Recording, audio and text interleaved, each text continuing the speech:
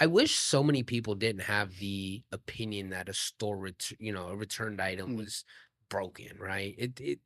There's so many different reasons why people buy it and take it back. And so once they return it, and once these companies decide, okay, we're gonna unload it, mm. off into uh, the secondary market.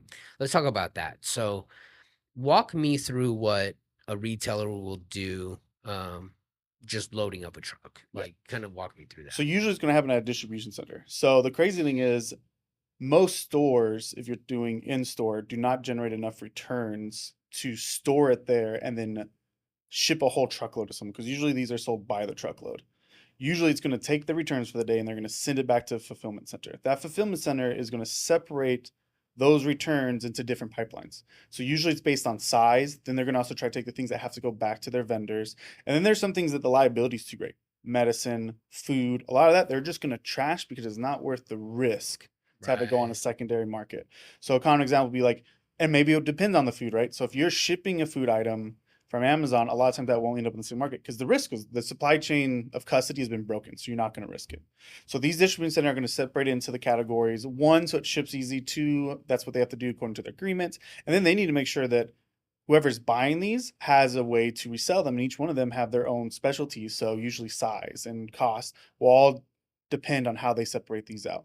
Now, once they separate them out, they usually have agreements and contracts with a variety of people, usually liquidators of one way or another, who are going to buy those. And then it's going to end up in auction houses like ourselves. It's going to end up on liquidation stores. It's going to end up on Whatnot. It's going to end up on eBay. It's going to go all over the place. So they load the trucks up, Mm, and typically, let's say I wanted to buy a truck. mm. So they load the truck up. There's a thing called a manifest, and there's a thing called Unmanifested. Yeah, unmanifested. unmanifested. Creative. Yeah. So I can buy a truck with a manifest, and a manifest is basically a list of every single thing that's on that truck. A rough A list. rough A list, rough list. Yeah. what's supposed to be on the Supposed to be truck. on And then unmanifest is just they pack the crap out of the truck, and here's the price they're asking for it. Now, for the most part, um, any business, anybody with a business license can buy these trucks, there. Mm, and they can either buy them directly from the retailer, or sometimes the retailer will use a broker, mm. to broker the truckloads.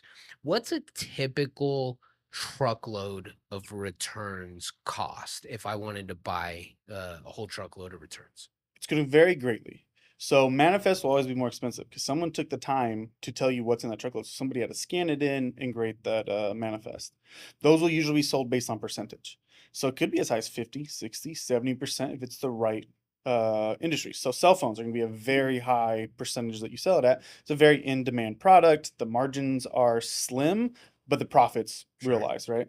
And you could go as low as 5, 6% if it's a less desirable or more broken item. So let's say you bought a furniture load, that's obviously going to be cheaper because there's more room for it to be broken. And so they price the trucks pretty much based off a percentage of retail, or possibly a percentage of wholesale, just depending on how Yeah, they run depends. their numbers. So manifest almost always be percentage wise, and then if it's unmanifest, it's almost always going to be a flat rate.